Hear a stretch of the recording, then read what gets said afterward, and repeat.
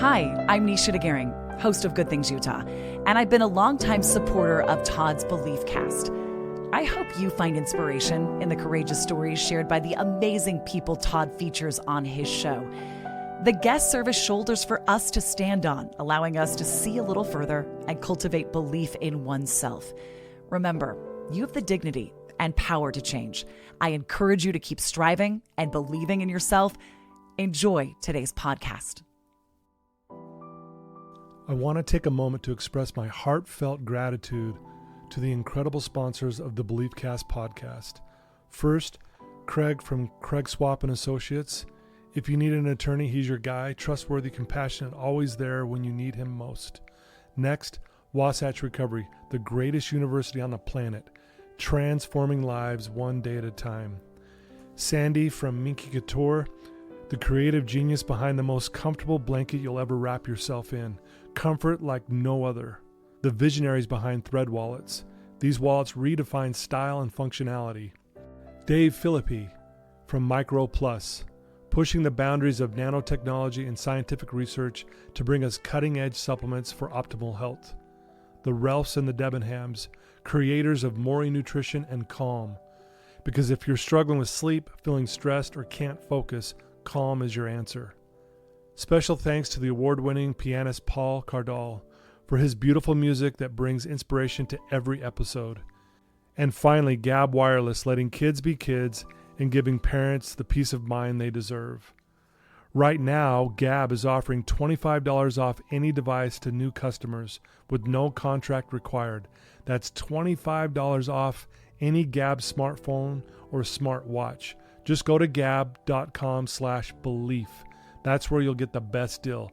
That's gabb.com/belief. Thank you to all these amazing sponsors for supporting the Belief Cast podcast and empowering us to continue spreading positivity and inspiration to the world.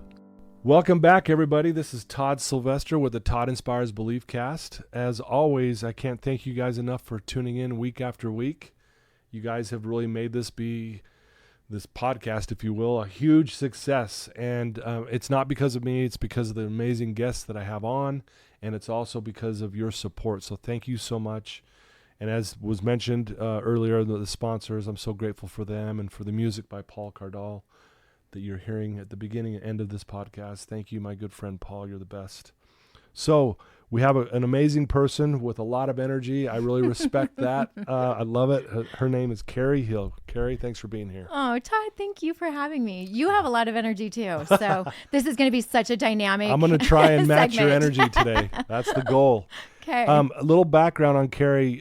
She is the publicist, brand manager, content creator, and founder of Chill Consulting Agency, correct? Yeah. Yeah. And when did you do that? When did that start? Yeah, I love that. So officially became an LLC as of last year, but Okay, I've been doing nice. freelance work Okay. in this space for over 18 years. So I just kind of never branded it. And finally I Yeah. decided, hey, I probably should put this into some organized formatting. Right, I'll yeah. create a company. Yeah, no, I love that. You know, we're going to talk a lot about that here eventually, but what I'd like to do is have our listeners and followers get to know you a little bit better. Yeah. So tell us maybe a little bit about where you grew up and some things about your childhood. Great. So I grew up in the military. I was born in South Carolina. And so anytime I talk, I always say, hey, y'all, you know, we have a nice little South Carolinian moment. Yeah. But yeah, I grew up all over the world. And so I spent the majority of my childhood in Germany. Okay. And that was an enchanted experience, Wow. truly. And Yeah, I so can we imagine. spent lots of hours romping in old castles and gardens, and it was, yeah, I had a lovely childhood growing up. Yeah, those castles back there are amazing. I've never been to Germany, but I've been to the Czech Republic, which Yeah. is right on that border. Yep. But the castles they have there, and Yeah. how did they build those? I don't know. Right? I don't know. The construction baffles me. But when you're a little kid, it's just magic. It would. Everywhere is just magic, you know. And so you go off into your imagination, and there's so many spaces to explore. Yeah. That I felt really, really blessed looking back to have those kinds of opportunities, because so many kids don't have those opportunities. And so for me, it really established who I was as a child. My parents were really imaginative people. My dad's a musician. My mom studied theater. And so we always had some sense of entertainment in our life, you know? And so it was, so those memories are really beautiful memories for me. And they really set the stage for me as an adult. Yeah. Well, I've noticed this, that people who are raised that way, you know, theater and musicians and things like that, because you're a very confident person, right? Yeah, I think so. I think, is it fair to say that because of those things that your parents were doing helped kind of bring that confidence out in you? For sure. Yeah. Well, and I think just growing up in the military in general, you're never in one place for too long, Right. you know? So I think the longest place that we lived was in Missouri. Of all the places we lived, Missouri was the one that we stayed at the longest, which I wish it had been not Missouri, but it was. No offense to Missourians. No offense to Missourians, but where we were at was really remote, and it was hard, you know, coming from the beauty and the experience of living overseas to come to, you know, there's no more castles. There's no more castles. Yeah, it was kind of a culture shock, which is funny because I'm an American.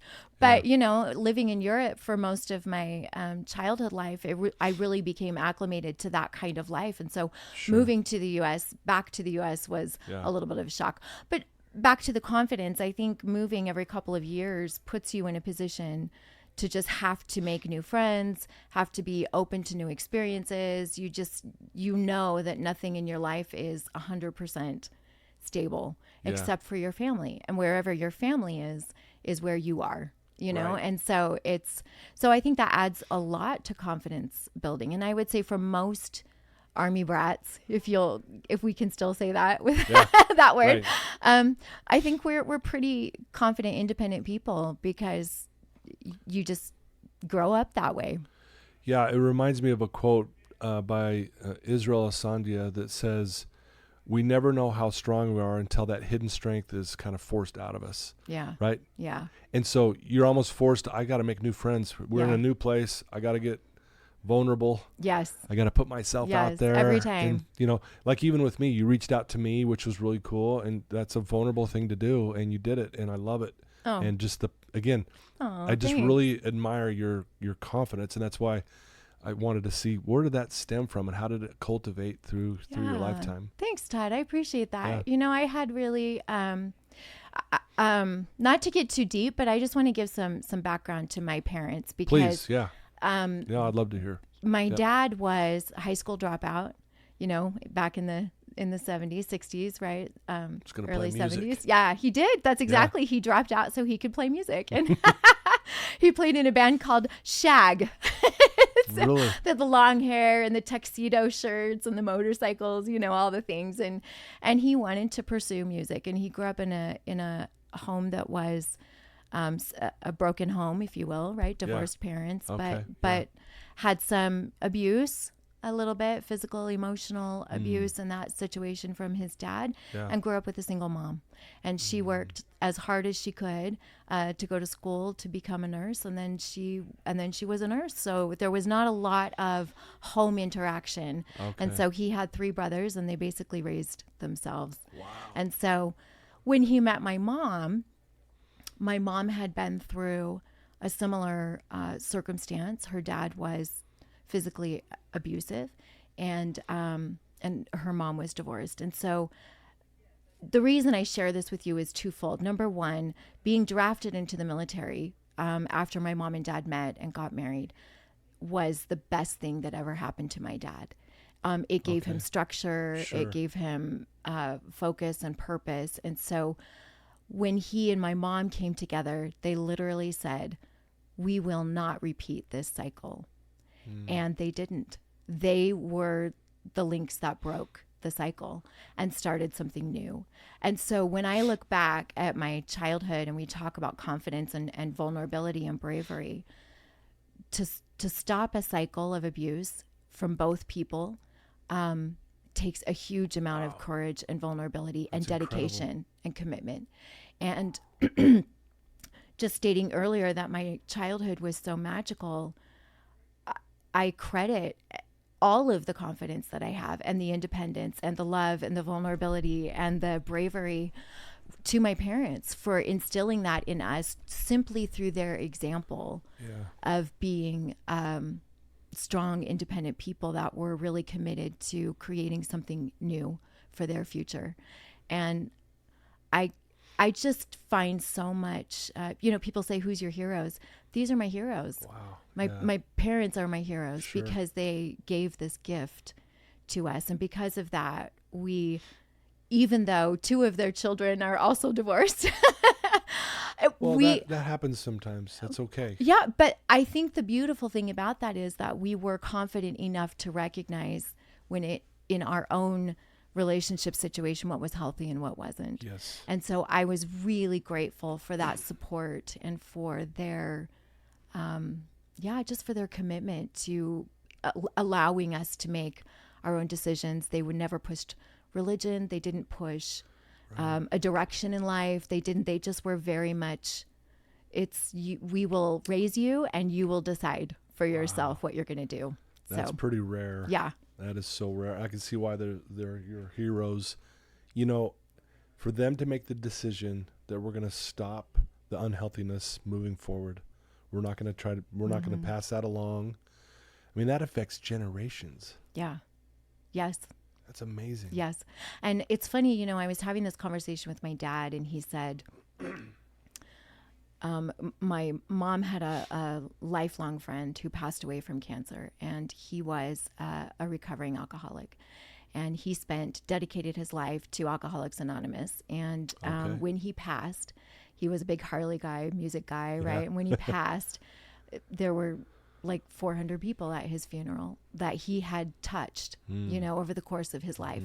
And my dad said to me, it makes me wonder what I've been doing with my life to sit in that space and see how many people that person touched. And I said, Dad, you have touched exactly the amount of people that you need to affect. And you have changed the course of your children's lives and their children and their children. And so, I think it's interesting when we think about impact and we compare, right? Comparison will kill that. The beauty of what you are doing, right? And so I just to have a chance to bring my dad full circle back to saying, no, let's sit in a space of recognizing the things that you have done and how many people you have and will continue to touch simply because you made a different choice. Yeah.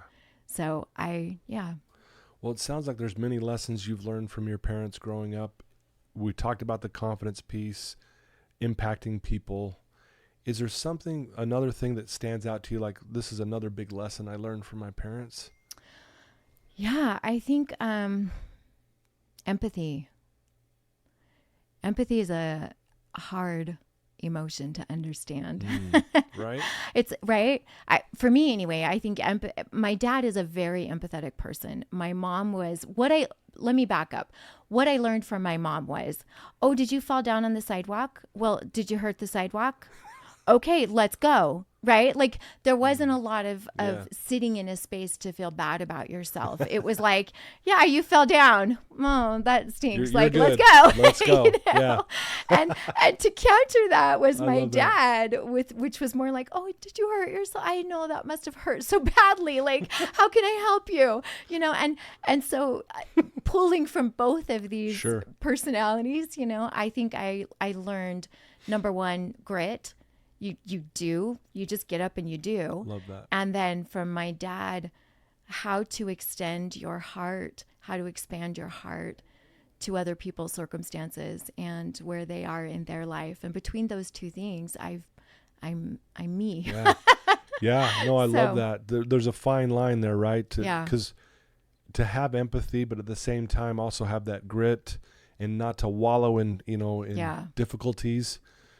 I think there's that fine line, and empathy is one of those things where, I'm putting myself in your shoes and I can feel what you're feeling. Yeah. Like you're struggling, I can feel that struggle because one, I've been there, and two, I totally get it, and I'm here to help you. But I think it's the grit that pulls us out of that at times with someone who's struggling, right? Agreed. Yeah. I think I said earlier, that empathy is an interesting thing and it's a hard emotion because you do have to, it's time consuming. Right. We're in a very fast-paced society. We don't really want to sit in a space where we can feel somebody else's experience and lean into it. And so I appreciate that as I've gotten older. I mean, I'm only 25, so I can't be that old, you know. She says in her word bubble. Yeah. But we'll take it. Yeah, but I think as I've gotten older, empathy and had more life experience and gone through my own experiences, it is incredible how much your heart can soften and it can open up so that you make time to sit in a space with somebody else and feel what they feel. And there's so much value in that. And I think prior to some of the things that I have been through in my life, and probably similar to anybody that's listening, you, because of the grit piece of me, it's been, empathy is hard, a little harder, right? Because I'm like, I don't want to sit here. And, you know, Brene Brown talks about sitting in the empathy in the hole, right? Just going down to the hole and sitting with the person. And I used to watch that video and think, and how long are we supposed to sit in the hole, you know, with the person? Like the impatience of this hole is driving me crazy. And I think just over time, you do understand what it feels like to be in that hole yourself. And so your heart can expand a little bit more. Yeah. How long do you stay there? That's a good question. Yeah. Well, and there's a line between empathy and enablement. Sure. You know, and I think anybody that's in recovery understands, and their support system understands, there's definitely a very thin line between empathy and enablement. And sometimes you cross over and you don't realize it. Yep. So, yeah. Yeah. That's a juggling act at times, but yeah, it's so critical. Both of them are both needed. Right. Right. Absolutely. So, you know, let's jump ahead a little bit. You know, you go to school. Did you end up going to college after high school? What did you end up doing once you got through all that? Yeah. I went to Eastern Arizona University for a little bit on a theater arts scholarship. Nice. And then I spent some time at BYU, and then I decided to go on a mission for the LDS Church. And so I went on a mission, and then I came home, and I actually decided, this is so fun, you'll love this. I decided that I was going to work in our nation's capital. Oh, wow. No particular reason, just really thought it would be cool. Really? And so Interesting. I had a friend who worked there, and I thought I want to work there. That seems really like an amazing opportunity. And so I worked for a few months. My family was living in Belgium at the time, and I worked in Belgium after my mission for a little while, and I moved to DC.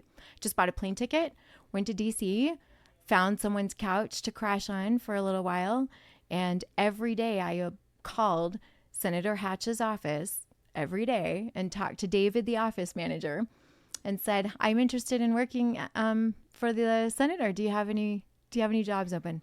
3 months every day I did this. Wow. Right? That's amazing. And I worked temporary jobs, and I got to know the bus drivers really well because I didn't have any money, and they let me ride for free in the back of the bus where I needed to go to get to work. And I actually had one bus driver who we became good friends. And when it was time for me to leave and move to Utah, I actually paid him all the bus fare that I owed. Oh, that's awesome. And so he was awesome. But that whole experience was so incredible. So after 3 months of navigating life in Washington, D.C., making temp job money, David finally said, oh my goodness, just come in for an interview. Like, I don't know where we're going to put you, but you are so persistent that you must really want this. So come in. Wow. So I went to Bubbles Salon on G Street and got my A-line Spice Girls haircut. Yeah.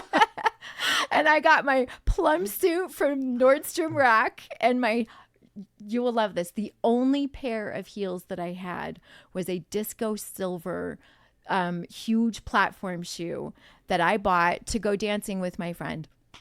Those are the only heels that I had. Wow. And so I'm walking around DC to go to the interview in our nation's capital with my A-line Spice Girls haircut and my silver disco shoes. And I was like, I am going to get this job. Wow. And so I show up, the long conference table, and we're sitting there, and it's kind of dark a little bit. Yeah. And, David said, Carrie, why do you want to work here? And I said, David, I just spent $99 on a haircut and I have no money to pay for my rent. So I have to have this job. Yeah. I need it. Whatever it is, I'll take it. But I want to work in our nation's capital. And he said, great. We actually have somebody in the front office that's leaving. I'll put you there. Wow. And so I ended up working there for a year.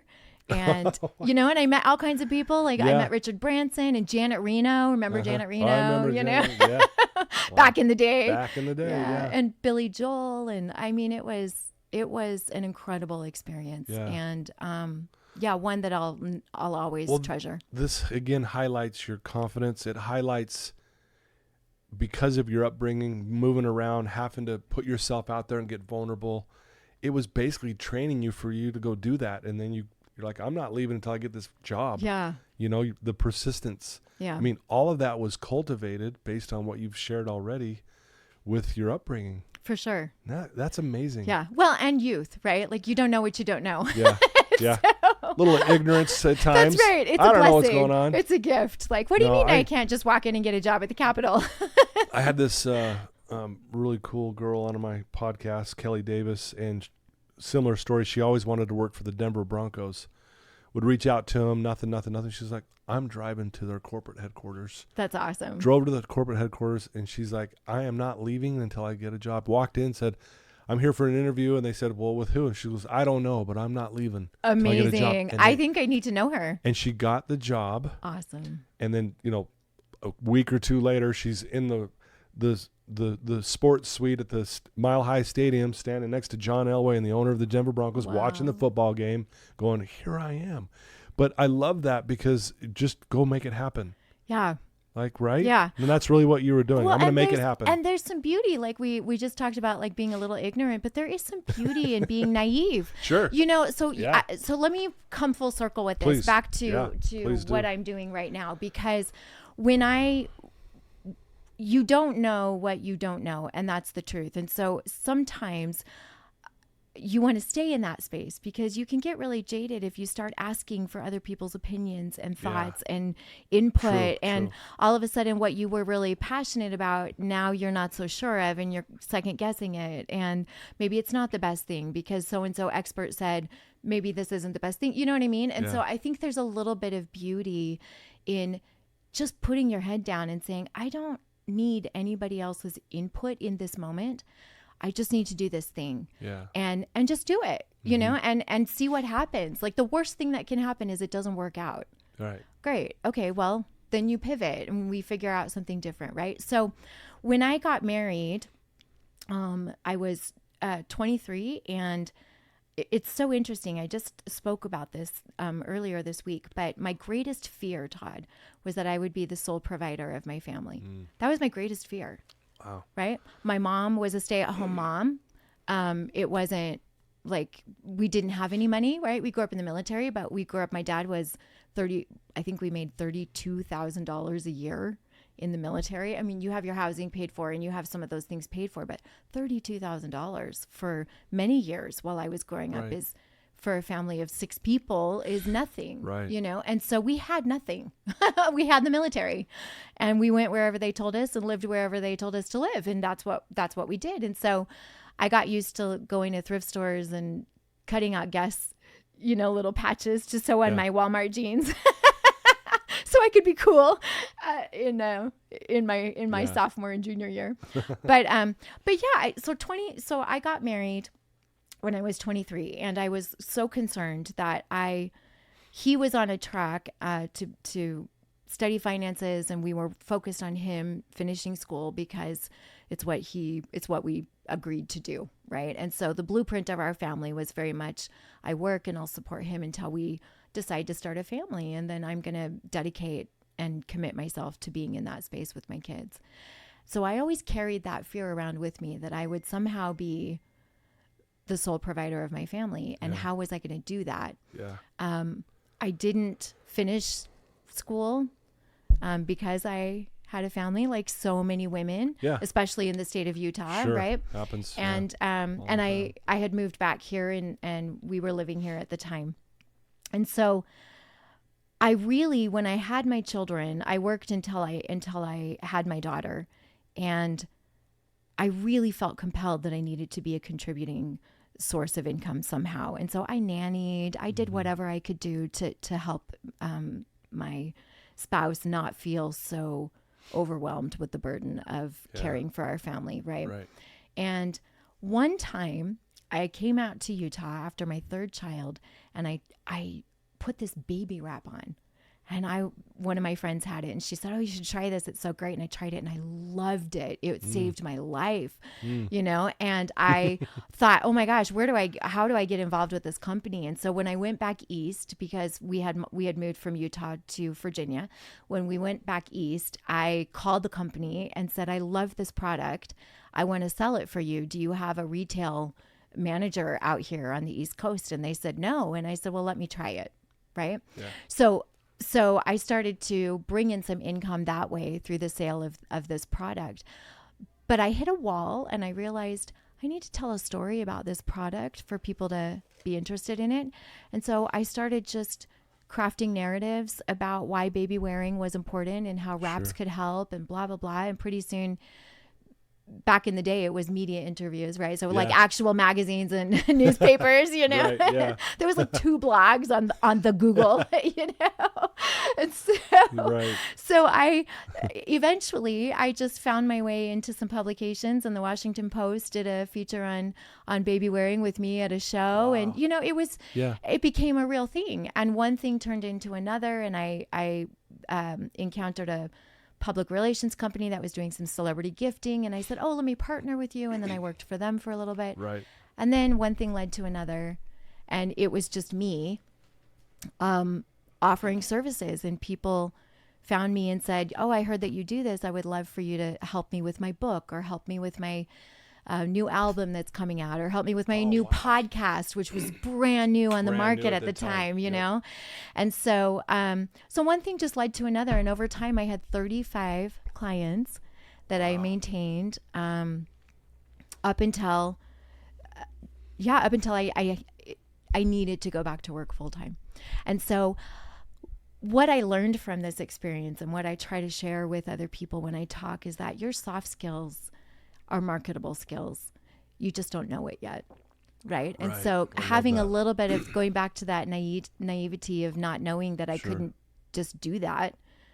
Right. And then somebody said, "Well, what is it that you do?" And I said, "Oh, I help people get on TV and get on the radio." And they said, "Oh, you do public relations?" "Totally. Yes, I do that." Let me Google that thing. Right. Like, yes, I am that. That's me. That's me. And so I think a lot of times if I had reservations, or if I had gone to other people and said, "Do you think this is a thing that I should do? Or do you think I can do that?" And I'd gone to industry professionals, they would say, "Yeah, sure. If you follow this path, you can do those things." Right. And I just kind of skipped jail and went on the Monopoly board. Right. Yeah. So it was, so then, those skills that were soft skills actually had to transfer into a hard resume at some point in my marriage. And I needed that to be able to put myself back into the workforce. And so, yeah. I love that. Go get them. I love it. Yeah. Again, the way you carry yourself is awesome. I think it's so great. Obviously, you know, everyone goes through challenges in life. There's crises sometimes. What are some of the biggest challenges you've gone through? You mentioned divorce, that kind of thing. What stands out, and how did you handle those things? How did you get through them? Yeah, thanks, Todd. I love that question. Well, I will say that I think being resilient is a process, and every single circumstance that you need to bounce back from is a little bit different. And so your mechanism for becoming resilient in those circumstances changes a little bit. And so resilience is not a linear journey, right? It's something we're continuously fine-tuning and crafting. And so for me, I think one of the biggest challenge that I was presented with was related to my divorce. And that was trying to navigate my spouse's unaddressed mental health challenge. which is real. Mental health challenges are real, and they do have a domino cascading effect if they are left unaddressed. And for me, the unaddressed component was not just emotional, but it also had a financial component to it. And so as we were trying to navigate whatever the challenges were that he was going through, we were also losing income and opportunity and, and again, going back to that worst fear, right? Initially being married, that I would have to be the sole provider of my family at some point down the road. And here I am down the road. Right. So we want to talk about manifesting. Like I don't know how I feel about that, but but it was a fear for a reason. I believe it was like a little warning that said, just watch the stepping stones that I give you over these years. So when you get to that place, you have some skills that you can leverage. And so I look back and I really see a divine hand in creating that path for me, because had I not engaged in cultivating a path for myself that could help contribute financially, Todd, I don't know that I would have been able to get a job that was sustainable at that time. I mean, so that for me, it's a 3-part question. One is navigating mental health was a challenge in and of itself. Somebody else's mental health, right? Because now I'm having a secondhand depression because I don't know how to navigate this, right? And so I'm learning with my kids, I'm learning with my spouse, and trying to educate him while educating myself and my kids, and navigate these nuanced experiences, and that in and of itself is a whole journey. And then you compound that with the responsibilities and the commitments that come from being a full-time mom, an engaged, full-time committed mom, which I was. And that's a full-time job. For sure, right? And I will say, for all the moms out there that stay at home, thank you for your work. It is work to do that, and you're raising the next generation of humans, and it's not a small feat. So I think I hate when people ask stay-at-home moms, do you work? I'm like, people used to ask me that, and I said, yes, I'm the CEO of a nonprofit. That's what I am. Like a real nonprofit. Like a real nonprofit. There's no profit.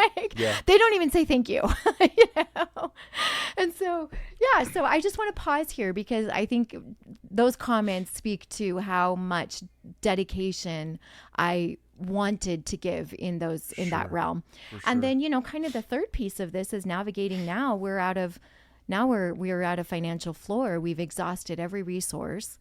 At the time, we owed taxes. There was some credit card debt. I mean, we had nothing, and we were about $300 away from hitting the floor. Jeez. When I said to my spouse, are you going back to work? And he said, no, you'll figure something out. And so that piece of the story, I think, speaks heavily to the state of mind that he was in. And so knowing that that's where we were on the spectrum, I said, okay. So you asked earlier, like, what are some of the bigger milestone kind of moments that, challenging moments that you've been through? This was a pivotal milestone moment in my journey, where it was clear that I was on my own in that space. Wow. And so me and Wonder Woman, we had a close bond during this time. So, I think being resilient through those challenges is number one on the mental health side of things. Educating myself was hyper important in this space. Rather than sit in a place of panic, which I did a fair amount of as well, let me just learn about what all of these mental health struggles are, because I don't know. And so what I don't know causes more panic, right? So let me learn about this, and let me educate my children along the ways, because we're all experiencing this at the same time. And the education piece for me was vital in the resiliency of that experience, because I knew then that if I could educate, I could come up with a plan. And if I could come up with a plan and we could act as a partnership, we could navigate that together. Now, obviously, the relationship ended in a divorce, because it takes two people to show up in that space. For sure. And so what I was grateful for is to have enough knowledge and to have tried long enough to know when it was time to make a change, a healthy change for me and for the kids. And then knowing this financial piece, that I was really on my own in this financial piece, it seemed a natural progression to say, I think we've reached a crossroads. And if I'm going to do this on my own, I might as well do this on my own. Yeah. You know? And so I simply just said, I need for you to get healthy. I would appreciate if you would live with your family so that you could have the opportunity to not worry about this financial stress and take care of yourself. And I will consume all of the responsibility, because at that time, Todd, nothing, half of nothing is nothing. You just, you just want people to get well at that point. Right. That point, yeah, for sure. and so that's where we parted. And so the resiliency for me came in the grit. Yeah. It came in the work. Yep. And I think, you mentioned earlier, just kind of sitting miring in that space of like, oh, what do I do? And which we can all do. And there's a place for that. And it's okay to do that, right? To sit there for a little bit and feel what you're feeling. Yep. But at some point, it is the work that is going to get you out of that space. And so for me, it was putting together a plan. What am I going to do now? Here I am by myself, committed, dedicated mom. There's an emotional separation that has to happen now, because I've got to put some masculine energy into my life and take on this role. And so how do I navigate that? And how do I find a job? And how do I create a resume? And how do I don't even know what workforce dynamics are anymore, right? Like, I don't even know, how do I navigate 401k health? This is nothing, I just need a job to pay my bills. Yeah. That's what I need, right? And so it was a distraction to be actively engaged in a solution. It was a huge distraction, and it was a massive part of the resilience that I've experienced. And so that was a really long answer to your question. No, it's beautiful. But I hope that was helpful. No, very helpful. The details are great. Thank you. Again, I love what you said, because it's putting in the work, which creates resilience. Yeah. You don't just get resilience. You have to, it hurts sometimes. Yes, it does. It's uncomfortable. I can only imagine that feeling of, I'm taking on everything now. I'm on my own. Yeah. That had to have been a really heavy time for you. Yeah. But at the same time, you kept pushing forward, obviously, and the resilience you've created in yourself because of that, it probably feels pretty good when you look back on that. It does feel good. Do you agree with this statement, life happens for you? I don't know. That's the truth. I really don't know. It depends on the day. And the reason why I bring that up is because I think it does, in my opinion, and here's why. I think going back in your story, again, bouncing around from, being a military brat and just having to make friends and get vulnerable. It just seems like it taught you and prepared you for all the stuff you've gone through. So, and then you get more resilient each time you've gone through something. You went and got the job at the nation's capital. You made that happen. You saw that this marriage wasn't going in the direction it needed to, and you were on your own, a lot of it. And you're like, okay, I'm on my own now. And yet you push through it, and here you are today even, and you've got your own company now, and you're really passionate about what you do, and you carry yourself so well. Oh. And I don't think you would be this way had you not gone through all that. Yeah. That's why I say that. And again, not to say that, when people are getting abused or hurt or punished, that, okay, this is happening for you. But there's a part of me that says, well, maybe it is, because it's going to make you 10 times stronger because of it. I don't know. Yeah. I think for me, Todd, it is, this is I'm so happy that you brought this up, because it is something that I think when you are in the throes of it, it's really hard to sit in that space and say, life is happening for me. Right? Like, no, that's not it. I'm not, you, don't tell me that. That's right. Like, I hate life, and I think I I go back and forth between this happened for a reason and I made the reason it happened. Gotcha. You know what I mean? And Yeah. I think sometimes it gives great comfort as humans to find a meaning to what it is that you're experiencing. Yeah. There isn't always an answer.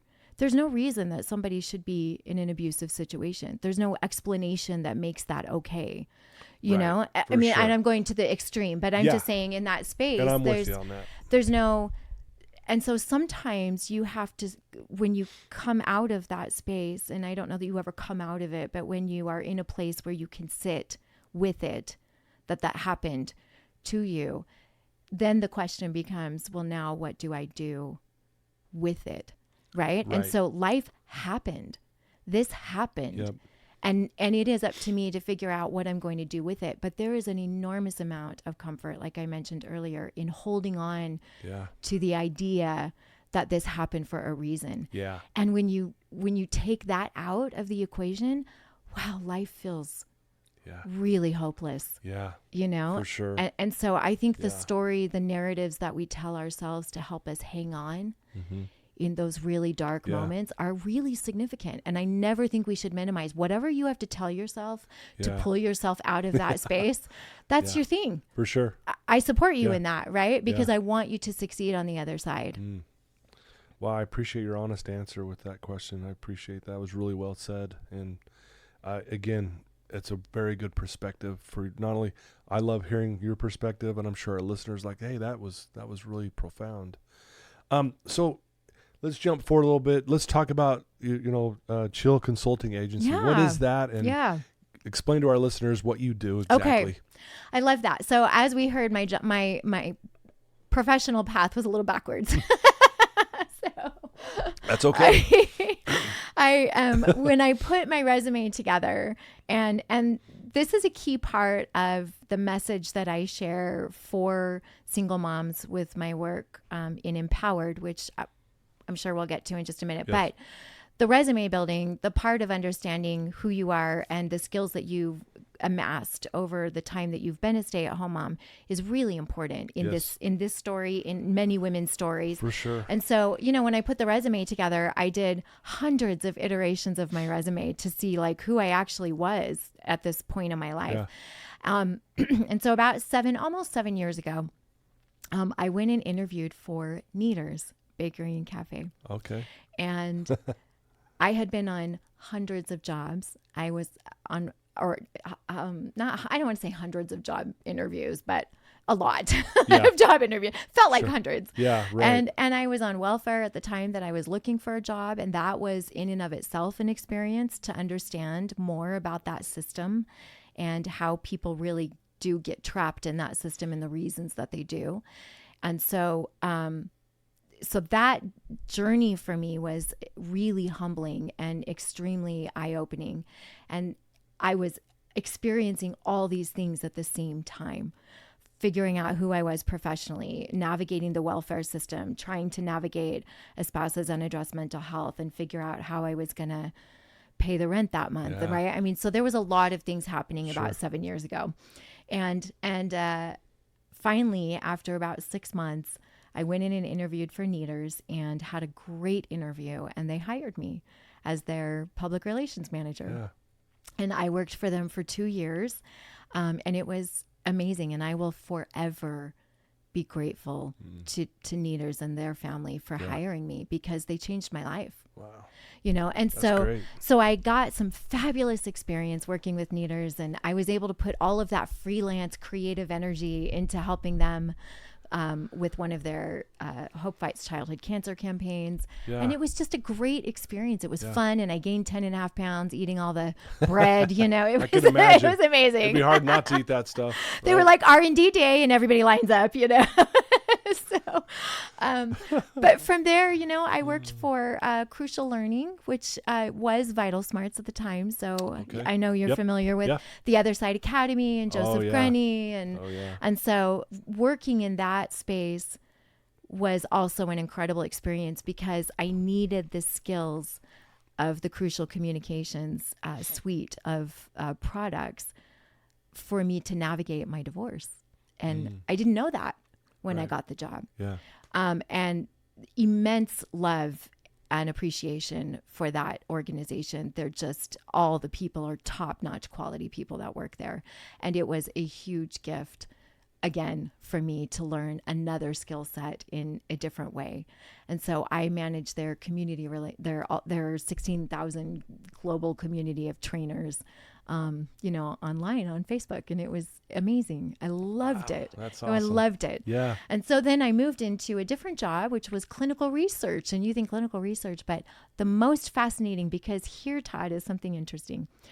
I have NEATers, which changed my life initially. Right. I was able to work at Crucial Learning, which gave me a whole nother subset of skills. Sure. And when I moved into clinical research, it was focused on central nervous system research, mental health.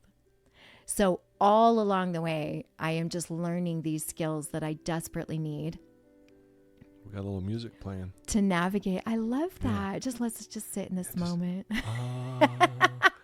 And that was my fault. But we're going to just let it go because that was Paul Cardall right there. I love Paul Cardall. Just a little reminder. Yeah. Anyway, continue.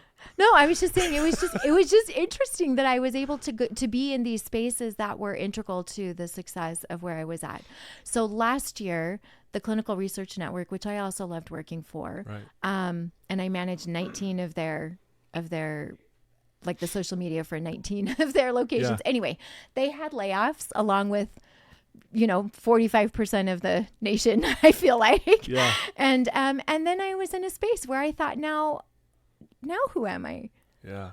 Right? I've been in this corporate space now, and now who am I? And so I gave myself a little pause, and I thought, well, I'm just going to go back to contracting, but I want an actual business. The vision is that I have a full agency that helps individuals personally brand themselves, navigate their product,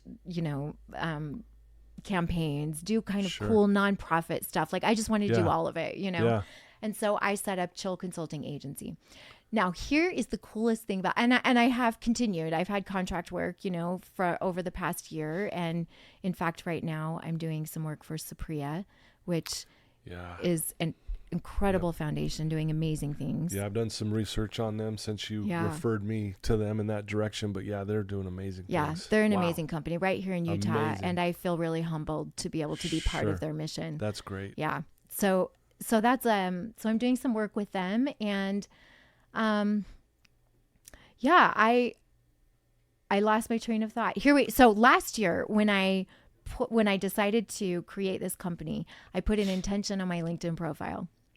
And it said, I work with women in trauma, children in need, and mental health / veterans. All things that are really important to me, right? Yeah. And I just said, I'm just going to put this out here. We'll see what happens. Yeah. Why not? Let's experiment with who I am. Let's do it. And so I went to a networking event at Tribe House, the first one that I'd been to. And you go around and you say who you are and what you do. And so the gentleman that was sitting across from me, his name is Terry Lyman, another outstanding human being. And he said, hey, you work with women. I want to talk to you. I have a thought. And so we connected after, and he said, I went through a rough financial situation with my divorce. And I really would like to create a program to help women get back into the workforce. And I said, that is the same exact dream that I had when I vowed, almost at that point, like 5 years ago, that if I could get back on my feet, I would help other women bridge this gap between poverty and sustainability. Sure. Yeah. And I said, we're talking the same language. Let's talk. Yeah. And so we sat down, and within an hour and a half, we had kind of wireframed out this program called Empowered.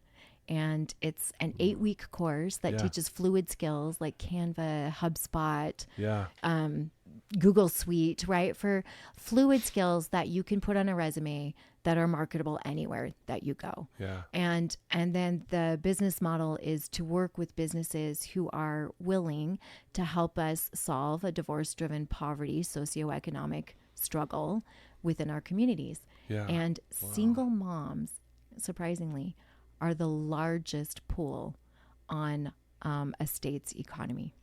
I did not know that. Yeah. Wow. The welfare that is pulled Okay.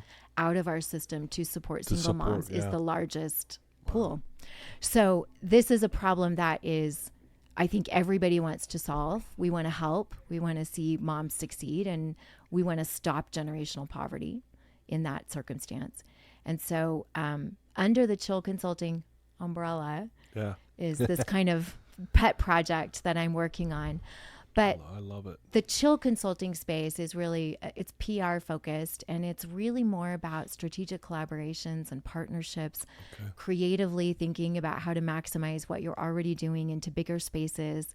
And then the media component of that is also, something that I focus on. So That's amazing. yeah. Doing good things, right? Thank you. It's gotta I feel that good. way. Yeah. Yeah. No, and I love that you found some passion in helping those that need help, right? Again, because you've been through it yourself, right? Yeah. Again, happened for you. Yeah. Yeah.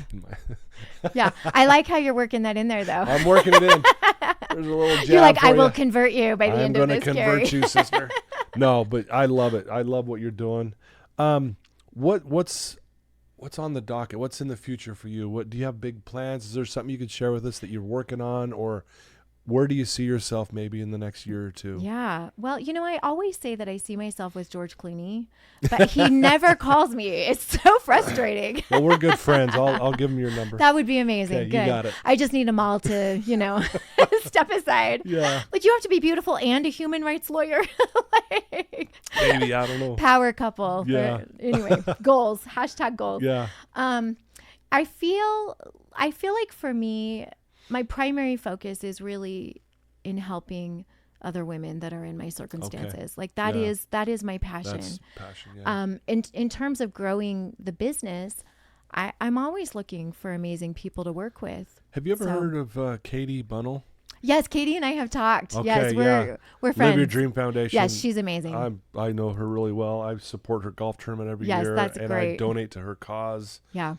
And I was thinking, man, you guys need to link up, but it Yes. sounds like you already have, which is Yes. fantastic. Yeah. Yeah, she's doing great things out there, similar to what you're doing as well. So, Do you know, Todd, something that I spoke earlier this week, I mentioned that, and but this particular experience was really impactful for me.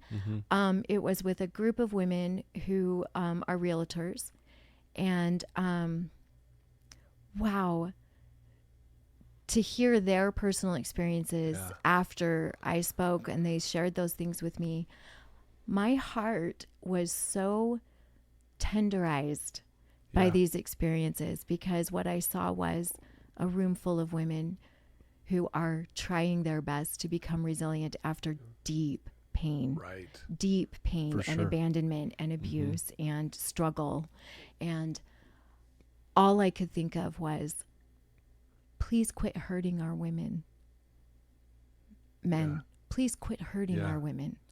We are beautiful, precious things. And for the most part, generally speaking, we want to be good moms, good wives, good partners, good people in the world, And so I love all of these incredible organizations like Katie's and, People Helping People. I mean, any organization that is in the world trying to elevate the profile for women who are also moms, I have a deep respect for.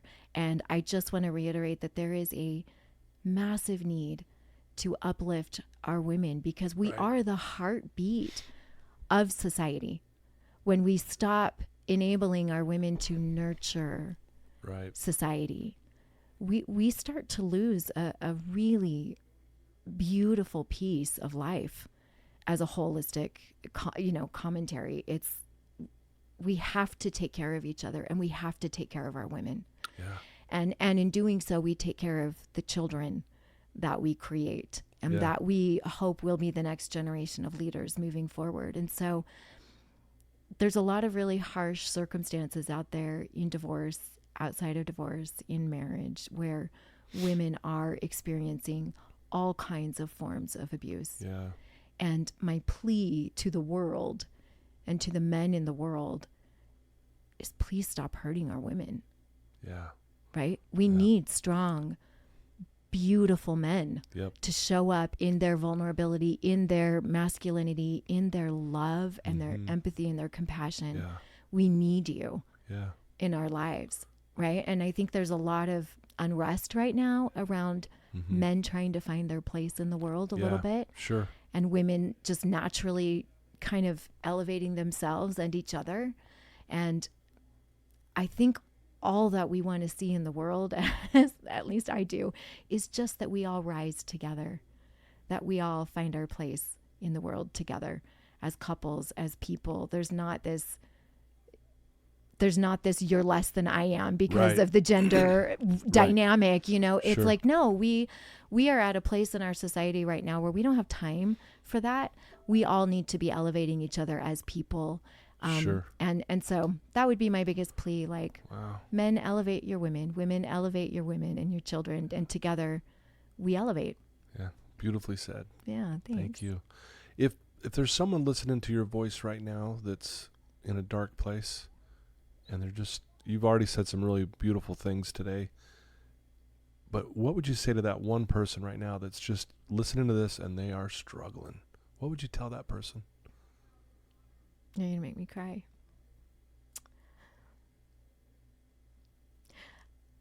I would say that I am struggling too. Your title is your title. It doesn't say anything about who you are and what's going on in your life. And you're not alone. And there are resources and there are people in the world that are aching to help and want to help you. Yeah. And I would beg and plead of you to please not give up. And don't let your light, your beautiful light, be snuffed out by fear or pain. Tap into your grit. Tap into your heart, tap into the resilience. Anything that gets you through this, you will get through it. Yeah. And it will be okay on the other side. Wow.